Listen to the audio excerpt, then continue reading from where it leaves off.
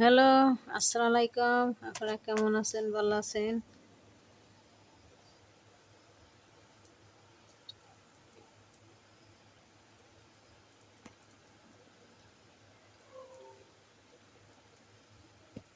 আমি একটা ভিডিও নিয়ে আসলাম আপনাদের দেখাই যে অপু বিশ্বাস কত পাহাড়ে দেখেন, নেপালের পাহাড়ে। আর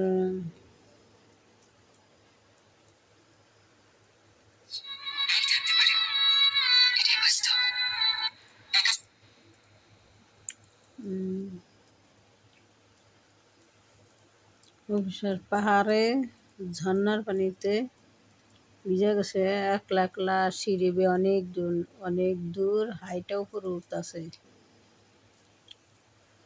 আর একটা কথা কি বলছে, আর কথাটা না রেকর্ড রয়ে গেছে অপু বিশ্বাসের।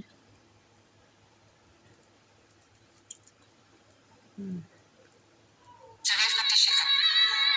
কারণ মানুষ হঠাৎ বুঝে যায় আজ আপনি যাদের কাছে খুব ইম্পর্টেন্ট তাদের কাছে আপনার ইম্পর্টেন্স নাই থাকতে পারে। এটাই বাস্তব। একা সার্ভাইভ করতে শেখো।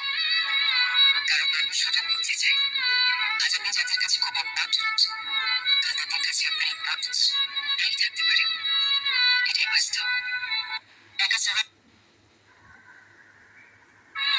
কারণ মানুষ হঠাৎ বুঝে যায় আজ আপনি যাদের কাছে খুব ইম্পর্টেন্ট তাদের কাছে আপনার ইম্পর্টেন্স নাই থাকতে পারে। এটাই বাস্তব। একা সার্ভাইভ করতে শিখো। কারণ মানুষ হঠাৎ বুঝে যায় আজ আপনি যাদের কাছে খুব ইম্পর্টেন্ট তাদের কাছে আপনার ইম্পর্টেন্স নাই থাকতে পারে। এটাই বাস্তব।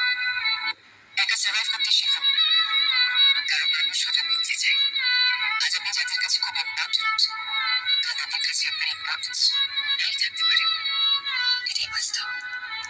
একা সার্ভাইভ করতে শিখো। কারণ মানুষ হঠাৎ বুঝে যায়। আসসালামু আলাইকুম। আপনারা কেমন আছেন? ভালো আছেন? অপু বিশ্বাস পাহাড়ে গেছে ঝর্ণার পানিতে গোসল গেছে, একটা পাতলা জামা, প্লাস্টিকের জামা গোসল করছে। নইলে প্লাস্টিকের জামা গায়ে দিলে শরীরে বৃষ্টি বৃষ্টি বললে শরীর ভিজে না।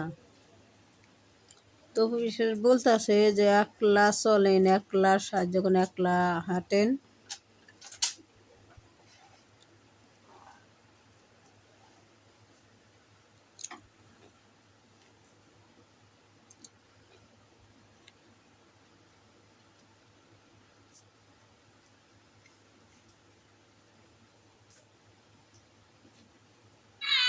আজ আপনি যাদের কাছে খুব ইম্পর্টেন্ট তাদের কাছে আপনার ইম্পর্টেন্স নাই থাকতে পারে। এটাই বাস্তব। একা সার্ভাইভ কারণ মানুষ হঠাৎ বুঝে যায় আজ আপনি যাদের কাছে খুব ইম্পর্টেন্ট তাদের কাছে আপনার ইম্পর্টেন্স নাই থাকতে পারে। এটাই বাস্তব। একা সার্ভাইভ করতে শিখো। কারণ মানুষ হঠাৎ বুঝে যায় আজ আপনি যাদের কাছে খুব ইম্পর্টেন্ট তাদের কাছে আপনার ইম্পর্টেন্স নাই থাকতে পারে। এটাই বাস্তব। একা সার্ভাইভ করতে শিখো। কারণ মানুষ হঠাৎ বুঝে যায় আজ আপনি যাদের কাছে খুব ইম্পর্টেন্ট তাদের কাছে আপনার ইম্পর্টেন্স